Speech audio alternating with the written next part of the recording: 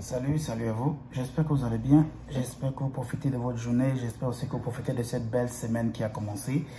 Alors, tout simplement, aujourd'hui, on aimerait encore vous dire de persévérer. Tout simplement, persévérer parce que la lumière au bout du tunnel est proche. Pour ceux, bien sûr, qui sont à lancer, pour ceux qui suivent, bien sûr, toutes les étapes qu'il faut pour réussir les procédures d'immigration.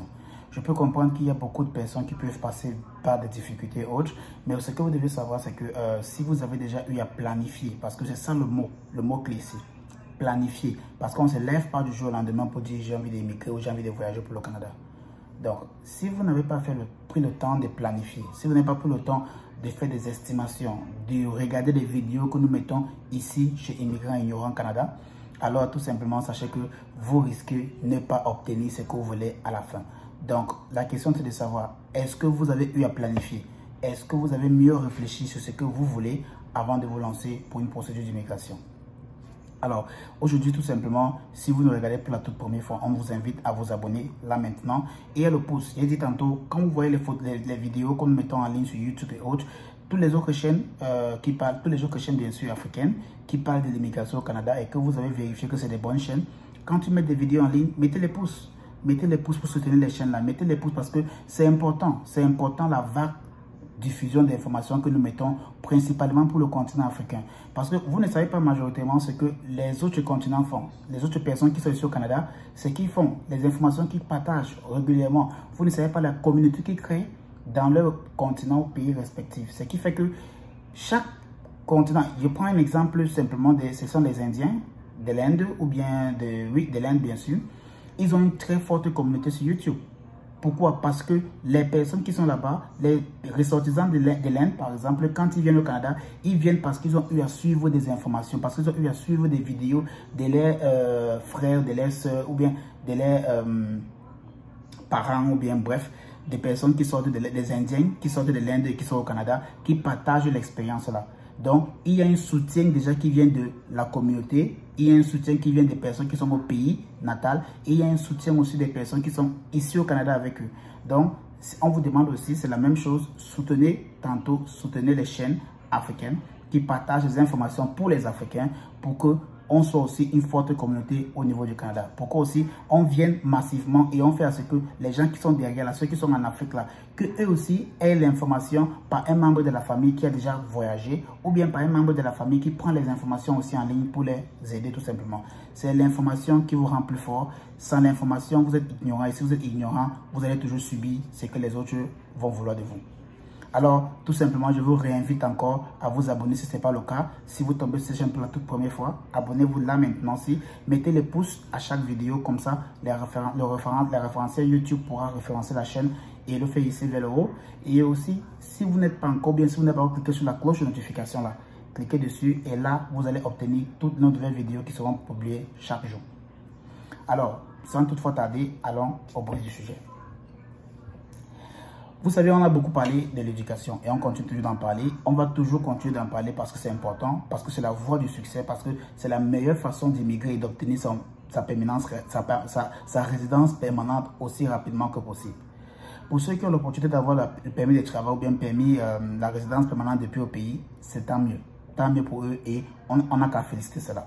Maintenant, pour ceux-là qui savent qu'ils n'ont pas vraiment l'opportunité là et qu'ils ont besoin d'un soutien pour pouvoir obtenir la résidence permanente, je vous ai déjà dit, l'éducation, c'est la voie du succès.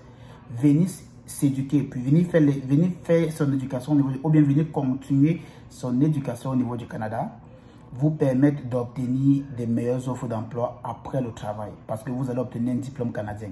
C'est avantageux pour vous. C'est très avantageux pour vous-même. Voilà. Donc, ne pensez pas seulement à l'argent que vous dépensez, mais pensez plutôt à ce que cet argent-là pourrait faire pour vous dans les 5 prochaines années à venir. Parce que ce que vous allez investir, c'est ce que vous allez récupérer quand vous serez ici au Canada dans les années à venir, tout simplement. Donc, ne regardez pas ce que vous dépensez, parce que vous êtes un investissement. L'argent que vous mettez sur vous, c'est sur vous que vous mettez cela. Vous ne mettez pas ça sur quelqu'un d'autre. Donc, ça veut dire que vous investissez en vous. Alors, j'aimerais juste attirer l'attention de beaucoup de personnes qui veulent venir étudier au Canada. Pour vous dire tout simplement que vous avez l'opportunité, parce qu'on a reçu tellement de demandes et tellement de questions par rapport à cela. Vous avez l'opportunité de venir étudier au Canada, mais Pour ceux-là qui se posent des questions de savoir, est-ce qu'il faut absolument que j'ai le bac? Est-ce qu'il faut absolument que j'ai la licence? Est-ce qu'il faut? Donc, le bac, la licence, le master, le doctorat, vous voyez un peu? Pour toutes ces personnes-là qui se posent ces questions, j'ai une chose à vous dire.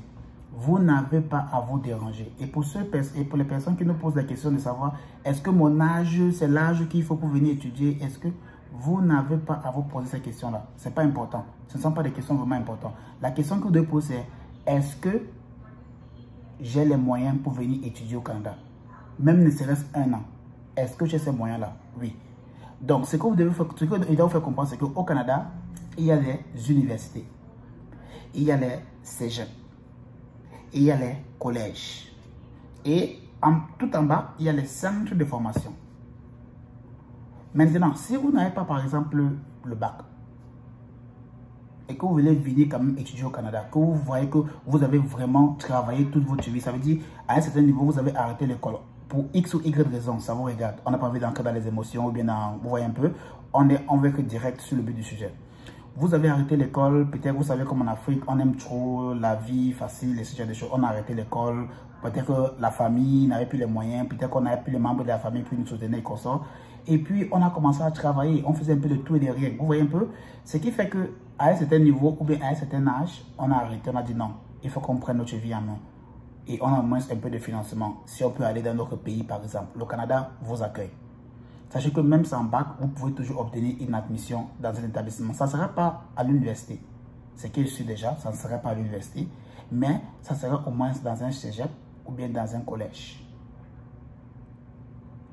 Parce que les collèges ici ont pour objectif la formation professionnelle, la reconversion professionnelle, l'insertion professionnelle. C'est ça le but des collèges. L'objectif premier du collège, c'est la reconversion professionnelle ou bien l'insertion professionnelle ou bien la formation professionnelle. Donc vous là, que vous posez des questions de savoir est-ce que le bac que j'ai, est-ce que mon âge que j'ai pour un permis, sachez que oui, bel et bien, même sans bac, même si vous êtes âgé, à quel âge, 40, 50, 60 ans, et que vous voulez venir quand même étudier au Canada, vous pouvez passer par un collège ou un cégep. Maintenant, ça ne veut pas dire que vous allez dire, ok, je vais venir étudier au Canada, au cégep, vous partez là-bas, non. Ce que ça veut dire, c'est quoi? C'est que vous allez juste prendre le temps de regarder dans chaque collège, dans chaque école, dans chaque collège ou dans chaque cégep pour savoir exactement quelles sont les formations qu'ils offrent qui pourront vous mettre sur le marché du travail rapidement, c'est-à-dire après un an, qui pourront vous mettre sur le marché du travail directement au niveau du Canada. Vous voyez un peu? Et vous devez choisir des collèges qui, bien sûr, offrent des permis de travail post-diplôme. Là, vous savez qu'en venant ici au Canada, dès que j'obtiens mon admission et que je demande simplement un permis de travail, je viens ici, permis d'études, je viens étudier. Durant la période là, qu'est-ce qui va se passer? J'aurai maintenant les informations, j'aurai maintenant la formation qu'il faut sur un an pour pouvoir continuer dans un métier après la formation là. Donc c'est ça l'avantage que vous devez comprendre derrière ça, c'est que vous venez étudier un programme sur un an comme reconversion professionnelle ou bien formation professionnelle pour pouvoir ensuite maintenant, pendant votre permis de travail post-diplôme, vous pourrez travailler maintenant dans un métier ou bien dans une entreprise qui offre ce genre de métier-là. Surtout, il y a un bémol. Surtout, il y a un bémol ici. Ce que vous devez préciser, ce que vous devez comprendre, c'est que vous devez prendre le temps. Et c'est là-bas où il y a beaucoup de travail. Voilà pourquoi vous voyez, nous, quand on vous dit qu'on accompagne des personnes, on accompagne une personne pour son permis d'études, c'est pas genre non. En fonction de la personne, voilà pourquoi l'évaluation des profils pour chaque candidat, c'est très important. On doit savoir exactement vos ambitions. Qu'est-ce que vous voulez venir faire au Canada? Comme ça serait plus facile de vous orienter vers un programme parce que vous devez choisir un programme qui pourra vous permettre d'obtenir un travail rapidement. Vous voyez un peu, un travail dans le même domaine rapidement. Et il y a des programmes pour ça. Il y a les programmes de la soudure. Il y a des programmes de formation technique, par exemple, comme la menuiserie, la soudure, la construction, par exemple. Ce sont des métiers où vous pouvez venir faire une année de formation, obtenir un permis de travail post-diplôme. Là, c'est pour ceux qui n'ont pas assez de financement et qui voient qu'ils n'auront peut-être pas les moyens pour financer une deuxième année d'études pour obtenir 3 ans de permis de travail post-diplôme. Vous pouvez toujours faire un an, obtenir 1 an de permis de travail post-diplôme et ensuite, pendant les 1 an, vous travaillez et si possible, postuler maintenant pour la résidence permanente. Mais c'est à vos risques. Parce que ce que vous devez comprendre, c'est que vous allez commencer à faire la danse du tango. Parce que fréquenter 1 an et avoir 1 an de permis d'études, de permis de travail, post-diplôme tout simplement, vous allez attendre de finir les 1 an là avant de pouvoir faire la demande de résidence permanente. Et c'est là où vous allez faire la danse du tango. Parce que si c'est qu'on n'arrive pas à prolonger votre permis de travail en attendant que vous recevez votre résidence permanente ou bien votre invitation pour la résidence permanente, vous risquez de rentrer d'abord au pays en attendant un résultat. Dès que le résultat tombe et qu'on vous invite, vous pourrez maintenant faire une demande de résidence permanente et ensuite revenir maintenant au Canada. Vous voyez un peu? Donc pour ceux-là qui veulent passer par là, ça peut être risqué, ça peut être un risque, comme ça peut aussi être bénéfique pour vous. Donc, c'est à vous de voir et c'est à vous de mesurer. Mais pour ceux-là qui vont venir faire 2 ans d'années d'études, même s'ils n'ont pas le bac, même s'ils ont que le BPC ou bien le probatoire par exemple, vous pouvez venir faire des formations dans des collèges ici, là, des formations, des reconversions des professionnels ou bien formations professionnelles, ça dépend de vous. Vous pouvez juste venir le faire au Canada et bien sûr 2 ans, après les 2 ans peut-être, vous avez maintenant 3 ans de permis de travail post-diplôme. Ça serait maintenant plus facile pour vous de travailler 1 an et de faire votre résidence permanente. Beaucoup de personnes vont dire non, il faut avoir le bac. Non, vous n'êtes pas obligé. Vous avez dit la permis d'études, c'est la voie du succès. Donc, vous n'avez vraiment pas besoin. Le Canada réclame des personnes qui veulent venir se faire former dans les domaines spécifiques même. Et comme ça, là, ces personnes-là seront les premiers à être recrutées. Parce qu'on découvre qu'au Canada, il y a beaucoup de métiers ici, là, qui sont sous-cotés et qui fait que beaucoup de Canadiens ne veulent pas du tout faire travailler dans ça. Je vous ai pris l'exemple, la soudure, la menuiserie, la construction par exemple, pardon, l'agriculture par exemple, c'est des choses auxquelles beaucoup de Canadiens ne veulent pas faire. Et aussi l'éducation en garde d'enfance. Vous voyez un peu?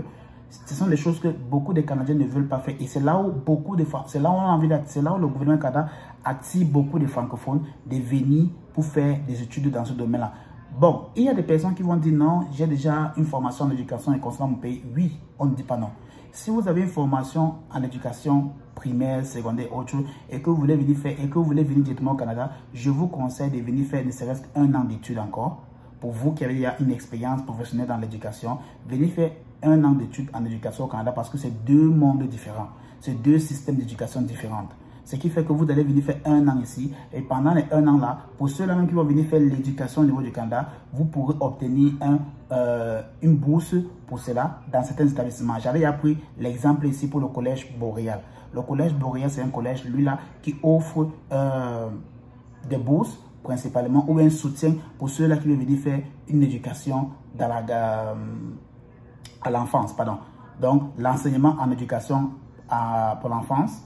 Donc, pour ceux-là qui veulent venir travailler avec des tout-petits, tout simplement, comme on dit en Afrique, qui veulent venir travailler avec les tout-petits, les éduquer, les donner un peu de notions, s'il y a des choses là, vous pouvez venir faire une formation à Collège Boréal. Ce n'est pas la publicité que j'ai fait pour eux ici, là. Simplement, c'est que j'apprécie ce qu'ils font parce que j'ai déjà eu un candidat qui a été inscrit là-bas. Et donc, le résultat, bon, le suivi a été vraiment impeccable. Ils ont vraiment été amicaux. Ils ont suivi le programme. Ils ont donné l'admission. Et puis, j'ai compris que vraiment, c'est un collège qu'il faut aller. Mais beaucoup de personnes vont se dire, bon, ils n'ont pas les moyens peut-être pour payer. Là, ça ne me regarde pas. Je vous donne simplement l'information et je vous donne les écoles qui vraiment sont éligibles pour ce genre de programme-là. Maintenant, vous pouvez rechercher. C'est à vous maintenant. Ceux-là qui n'ont pas le bac, ils n'ont pas la licence, ou bien ils n'ont pas le probatoire, ils n'ont que le minimum BPC. Vous pouvez venir comme adulte. On appelle ça l'éducation d'adulte. Donc, ou bien, bon, bref, ils appellent ceci en anglais, je pense que Adult Education. Vous voyez un peu? Donc, c'est l'éducation pour les adultes. Ça veut dire que si vous avez dépassé un certain âge et que vous comprenez que vraiment vous voulez faire une reconversion ou une formation professionnelle, les collèges, les cégeps, ils sont là pour vous assister. Ils sont là pour vous permettre simplement de ici. Donc, le Canada, c'est une voie tout simplement qui vous permet de réussir votre vie sans avoir de complexité qu'on a en Afrique. Que si tu n'as pas le bac, si tu n'as pas la licence, si tu n'as pas ceci, c'est que tu es un vaurien, tu es ceci. Non, non. Au Canada, c'est différent. Ils ont un système d'éducation qui est ouvert à tout le monde. Pour tout le monde. Donc, c'est à vous maintenant de prendre le pas là. C'est à vous de chercher dans les écoles qui peuvent offrir des formations techniques dans le domaine que vous venez pour vous former et ensuite maintenant entrer directement dans le métier ou bien dans le marché du travail dans le même domaine là. Maintenant, beaucoup de personnes vont se poser des questions en commentaire pour dire il y a quelle école ou bien il y a quel programme que vous me conseillez. Non, non, on ne conseille rien à personne. Si vous voulez, bien sûr qu'on vous assiste à faire des recherches parce que c'est un gros travail. alors tout simplement écrivez-nous dans la boîte email qui sera là. On pourra faire ce gros travail là pour vous. On pourra rechercher des formations. On pourra faire une évaluation de profil avec vous pour connaître la meilleure formation qui sera bien pour vous. Et ensuite maintenant identifier les collèges et les cégeps bien sûr qui pourront vous l'offrir à des prix vraiment très abordables avec si possible des bourses. Comme ça vous pouvez en bénéficier et venir directement au Canada. Je vous ai dit, pour ceux qui veulent venir aller étudier au niveau du Québec, sachez que après avoir obtenu l'admission, vous allez faire une demande de CAQ. Ce qui peut prendre du temps. Récemment, on a reçu tellement de messages des personnes qui nous écrivent « J'avais eu mon admission, j'ai fait ma demande de CAQ, ça fait il y a 2 mois, je n'ai pas reçu d'informations. » D'autres qui disent « Non, ça fait pratiquement 4 mois, est-ce que c'est normal ?» Sachez une chose, nous, on ne contrôle rien du CAQ. Voilà pourquoi je conseille beaucoup de personnes, profitez du programme Mobilité francophone et faites votre demande d'inscription dans d'autres provinces que le Québec. Ça fait à ce que dès que vous avez une demande d'admission, vous lancez votre permis d'études directement. Vous n'avez plus besoin de CAQ pour ça. Donc, mais si vous voulez aller au Québec, tant mieux, allez au Québec. Alors, faites votre demande de CAQ. Si ça prend du temps, ce n'est pas nous qui faisons cela, ce n'est pas quelqu'un qui fait cela, c'est le gouvernement du Québec et c'est un système automatisé. Donc, vous devez juste attendre et voir si ça sera favorable ou pas. Et pour ceux-là qui n'ont pas eu de CAQ, qui ont des CAQ rejetés, bon, une demande de CAQ qui a été rejetée tantôt, vous avez toujours l'option là de faire la demande de permis d'études dans d'autres provinces et par la suite l'obtenir. Donc c'est à vous de prendre le pas, c'est à vous de prendre la décision là. Si vous voulez venir, ne regardez plus la complexité si vous n'avez pas de bac, si vous n'avez pas de licence, si vous n'avez pas de probatoire. Mais si vous avez le BPC, ne serait-ce que le BPC, je m'en doute. Donc si vous avez le BPC, je pense qu'au minimum, au moins, vous avez le BPC. Si vous avez le BPC, sachez que vous pouvez toujours faire une formation ici au niveau du Canada et ensuite maintenant bénéficier bien sûr d'un permis de travail qui pourra vous permettre d'être éligible pour la résidence permanente. J'espère que cette vidéo pourra vous aider et que vous allez arrêter de vous questionner sur votre âge ou bien sur votre diplôme. Lancez-vous tout simplement si vous avez planifié et rejoignez-nous au niveau du Canada. À bientôt pour une prochaine vidéo.